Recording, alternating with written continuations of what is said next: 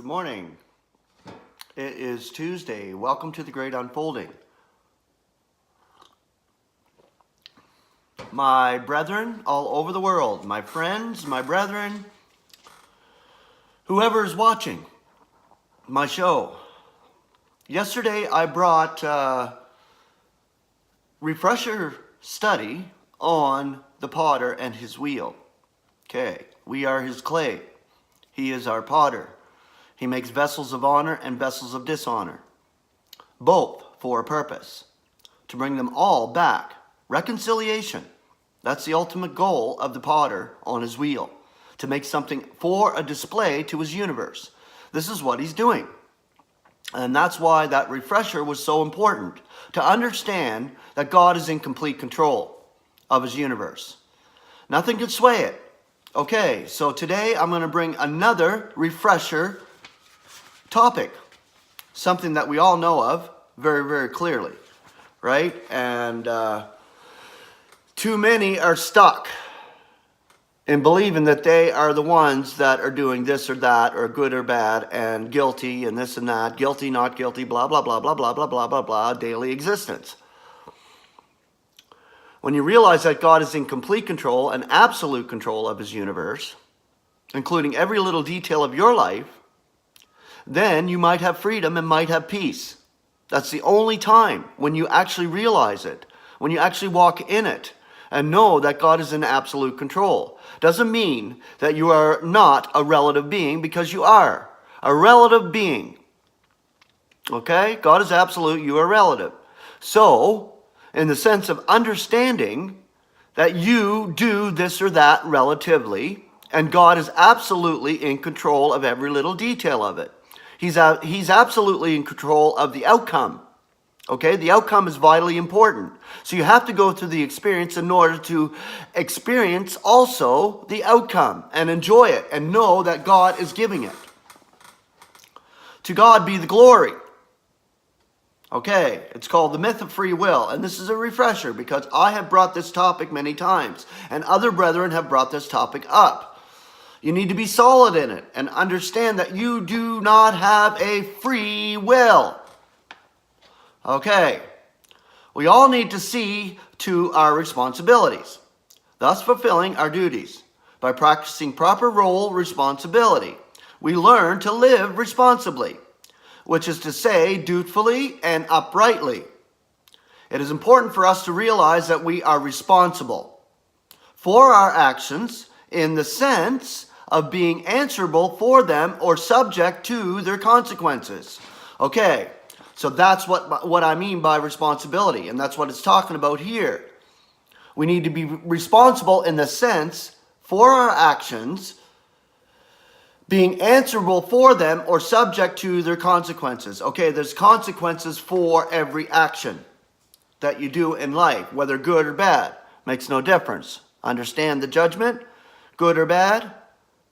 Okay, so there is consequences for your actions, no matter what you do. Thus, this is simply to say, we are accountable or subject to judgment for our deeds. Accountable. Accordingly, we must realize that the so-called fatalistic notion is false, even as absurd, which affirms that since the particulars of our future course are fixed, therefore we might just as well be careless or careful. Either one, right? Careless or careful, good or bad. These are the actions done relatively.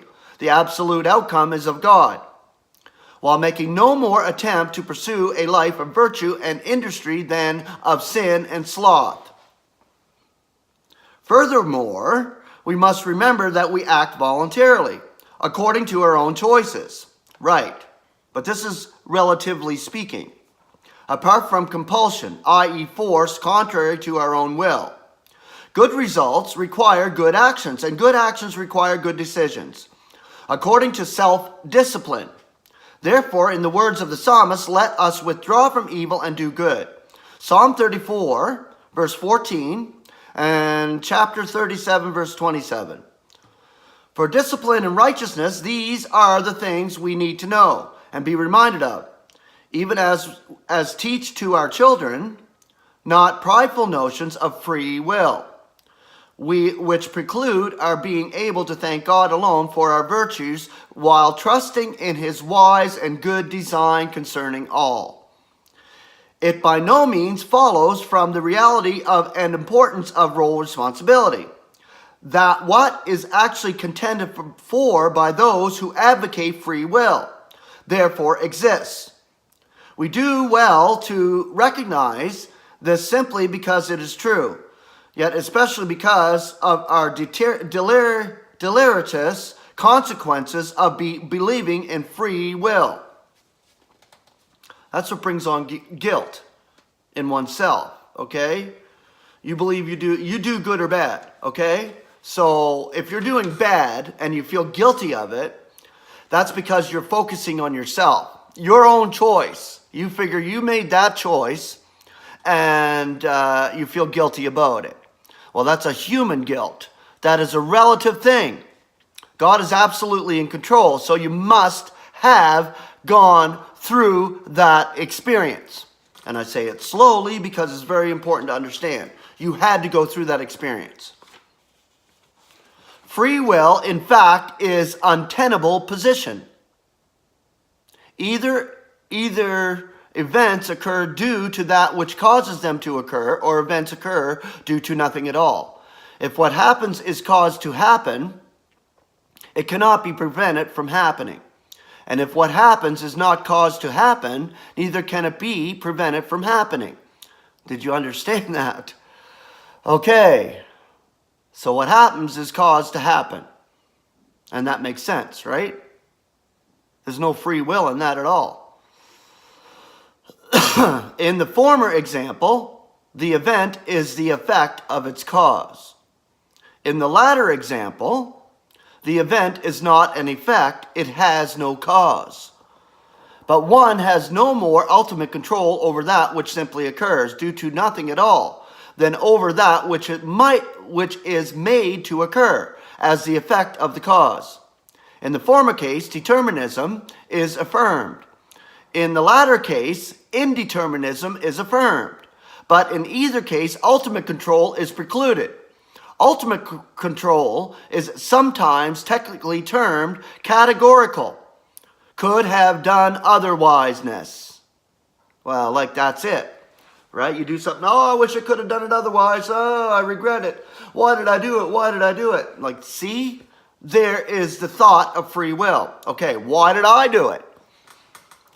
You got to read Romans. I don't know. I think it's Romans chapter...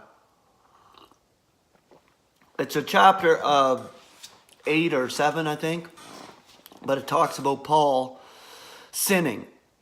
He talks about his sin, right? He sins automatically, right? He misses the mark because he's human. Okay, so he struggles with it, yes. And every single person out there struggles with it. Missing the mark. Because when they miss the mark, they feel guilty. Okay, well, I missed the mark. Now what's going to happen? Right. So the consequences and the outcome are important. That's what's going to teach you. That's what's going to make you grow up in Christ. And that's what's going to make you realize that God is in control and you are out of control. So could have done otherwiseness. The common name for categorical could have done otherwiseness is free will. That is free will right there. Could have done otherwise. That is free will. The above considerations prove that whether determinism or indeterminism, or some contribution or combination of the two constitutes the true account of human affairs in any case. The notion of ultimate control, i.e. free will or moral responsibility, is necessarily mistaken. Whether or not God determines whatsoever comes to pass, as affirmed in the illustrious Westminster Confession, is not the issue insofar as the question of whether or not free will obtains is concerned. The point is that free will is impossible, whether determinism is true or false. Consequently, under any possible scenario, free will is false, and whether God determines all events, some events, or no events. Free will in turn is sometimes termed moral responsibility. This is a most confusing expression. For indeed, as explained above, there is an uncontested sense in which our wills are free, as well as our actions of moral nature. We ourselves being responsible for our actions, no such considerations, however, constitute any proof whatsoever that ultimately speaking, under the conditions that obtained, our past actions could have been different than they were. The fact that mainstream free will responsibility not only is not true, but cannot possibly be true, may be cognitively argued as follows. Sorry about that word. Cognitively. Okay, I don't know that word. But anyway, it's probably cognitive or realization. Okay, if determinism is true, then all events, including any person's decisions and actions, are fully determined by circumstances which are ultimately beyond that person's control. If this is so, then that person could not have decided or acted differently. Hence, that person was not free in the usual free will sense. If determinism is false, then there are at least some events which are not fully determined by antecedent circumstances. To the extent that human decisions and actions are among these events which are not fully determined, those decisions and actions occur by pure chance, i.e. due to nothing. But what occurs by pure chance is not within a person's control. Therefore, to the extent that decision and action are not determined, the person is unfree. But determinism is either true or false. Hence, a person is never free with respect to decisions, actions, or the results of the actions. But a person is morally responsible for an action or occurrence only if he is free in that respect. Therefore, no one is ever morally responsible for any decision, action, or outcome. Okay, I'm going to stop there today because there's more on this. This is very, very interesting stuff. I'm just trying to see who wrote this. Yeah, okay. Now that makes sense. James Coram wrote it. And I spoke to you about James Coram before. His language and the writings are different. But this is amazing stuff. He's very technical and he's very detailed in his writing. But I don't mind bringing it to you because it's kind of meat, I would say meat, for the member of the body of Christ that needs to hear it. And that's what I'm saying. Anybody who is immature, who do not know God, who are not called according to his purpose, may not understand this. But the brother or the believer in Christ would understand this if I am bringing it to you in the way you should understand it. So I'm trying to explain a little bit of what he's saying here. Right? So we do not have any, absolutely none, of free will. Free will is gone. It's dead. There's no such thing as free will. I'll put it that way.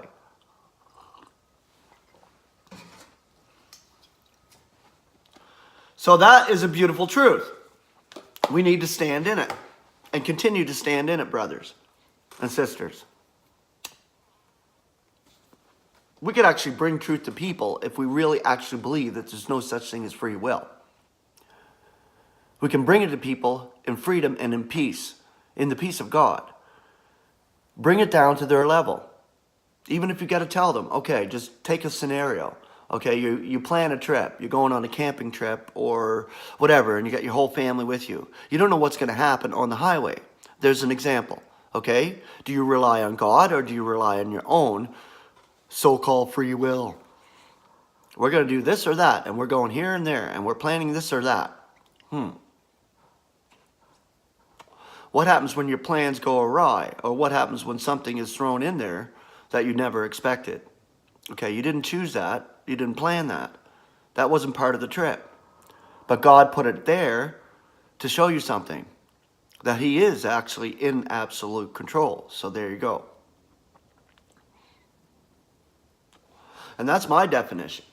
So if you're going to bring it to somebody that doesn't understand it, that's a good way to bring it to them. It's like the fly in the jar theory. So there you go. I love you all. Grace and peace. Have a wonderful Tuesday. I'm glad and I am happy. I pray that you got something out of this show today.